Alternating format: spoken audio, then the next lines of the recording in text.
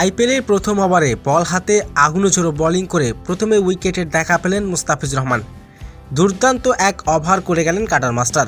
5 run দিয়ে এক wicket নিলেন। নিজের প্রথম ওভারে পঞ্চমতম বলে প্রিয়াংশা আরিয়ানকে আউট করেছেন মুস্তাফিজুর রহমান। দিল্লি ক্যাপিটালসের হয়ে মুস্তাফিজুর রহমান পাঞ্জাব কিংসের বিপক্ষে পাওয়ার প্লেতে দ্বিতীয় ওভারে এসে পাঞ্জাব কিংসের ওপেনার প্রিয়াংশা আরিয়ানকে উইকেট তুলে নেন। দর্শক, বিস্তারিত থাকছে ভিডিওর প্রতিবেদনে।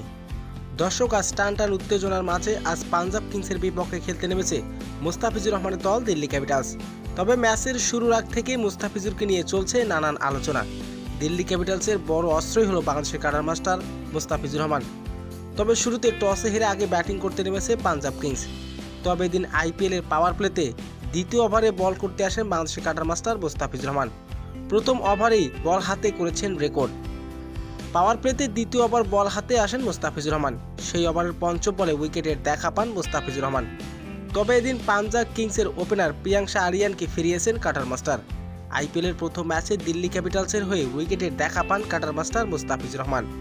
আর আইপিএলে আগুনঝোড়ো বোলিং করে রীতিমতো সবার নজর কেড়েছেন এই কাটার মাস্টার।